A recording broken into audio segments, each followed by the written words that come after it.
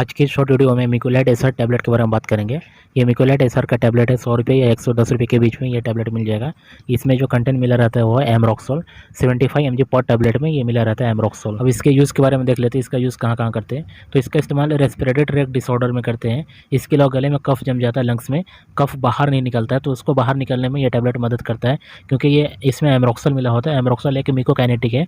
ये म्यूकस जो रहता है उसको थिक करता है, पतला करता है और मुंह से आसानी से बाहर लाने में मदद करता है। तो इस तरह से ये काम करता है। ये टैबलेट लेने से पहले कुछ बातों का ध्यान रखना पड़ेगा, जैसे कि आपके स्टमक में कोई प्रॉब्लम है, इसके अलावा किडनी या लीवर डिसीज़ है, तो ये सब कंडीशन में आप अपने डॉक्टर से कंसल्ट करके ये मेडिसिन लें। खुद से ये मेडिसिन ना लें ये सब कंडीशन में।